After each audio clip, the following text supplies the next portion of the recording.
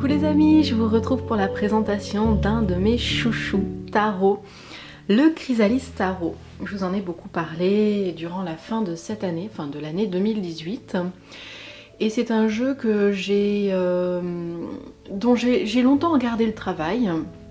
J'ai regardé beaucoup de reviews, j'aimais beaucoup la façon dont était composé le jeu, j'aimais beaucoup le travail d'illustration.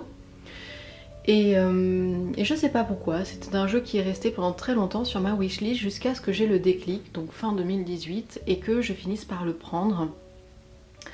Et lorsque je l'ai eu en main, ça a vraiment été une révélation pour moi, un énorme coup de cœur. Je trouve ce jeu, à travers ses couleurs très vives, je trouve qu'il apporte énormément de gaieté, énormément de joie en fait, et c'est ce qui m'a le plus plu dans ce jeu. Donc le Chrysalis Tarot, c'est un jeu qui a été peint par Oliciera, qui a été écrit par Tony Brooks et qui a été édité aux éditions US Game. Donc il arrive dans une simple boîte cartonnée souple, vous voyez, hein, comme ceci. Il arrive avec un livret en anglais. C'est un livret qui est assez gros, vous voyez, hein, il est tout en anglais. Avec des mots-clés pour chaque carte, un petit texte pas trop long, donc c'est accessible pour les personnes qui ne savent pas trop comme moi parler anglais, ça reste très accessible, hein. Voilà. Vous avez des déesses qui sont associées, des déesses ou des personnages issus de la mythologie qui sont associés aux arcanes majeurs, et ça c'est très sympa. Par exemple, vous voyez, la tour va être associée à Kali, donc c'est très bien pensé. Le phénix au jugement, Psyché au monde, et les arcanes mineurs ont été renommés avec la suite des pierres, bien sûr, pour les pentacles ou les deniers. Tout est noté, hein, dans le livret. Les miroirs vont représenter les coupes, vous voyez, c'est noté ici. Vous avez à chaque fois un mot-clé pour chaque carte. Les spirales, ce sont les bâtons. Et pour terminer, vous avez Scrolls pour les épées, voilà, qui parlent d'intuition, de clarté. Voilà, donc à chaque fois, vous avez un petit texte avec un mot-clé. Vous retrouvez une carte de présentation, voilà, du Chrysalis Tarot, publié chez US Game, le dos des cartes, très coloré, réversible, avec ces deux beaux papillons. Une petite carte pour parler de Oliciera et de Tony Brooks. Voilà, toujours pareil. Et vous avez ensuite les cartes qui sont ici. Ce sont des cartes, la qualité du carton est top, hein. Franchement, ce sont des cartes vernis mat, souples, mais de très très bonne qualité, qui glissent très bien dans la main, vous voyez. Voilà, on a un beau panel de couleurs qui vient avec. Hop, taille de carte standard, donc 7 par 12, hein. C'est la taille des cartes standard. Et je vais vous les montrer maintenant. Je vais me taire, je vais vous mettre une petite musique sympathique, que j'espère vous trouverez sympathique plutôt.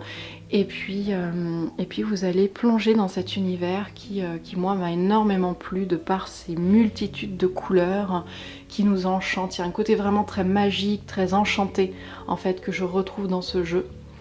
Voilà, donc je n'en dis pas plus, je vous laisse vous faire votre propre opinion.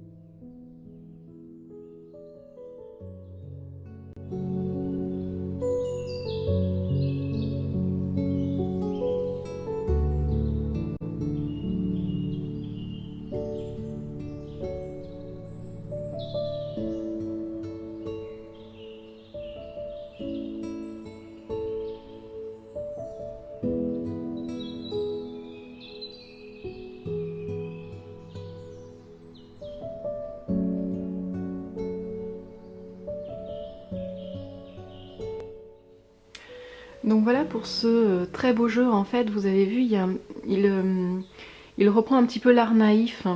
C'est un art que moi j'aime beaucoup, que j'apprécie beaucoup. Et je pense que c'est pour ça qu'il a ce côté, bon déjà qui m'a plu, et ce côté aussi très enchanteur, très enfantin, très coloré également. Vous avez vu qu'il y a un code couleur pour chaque série. Donc avec les miroirs, vous êtes donc avec les coupes, vous êtes dans les tons de bleu. Avec les épées, vous êtes dans les tons de vert. Avec les...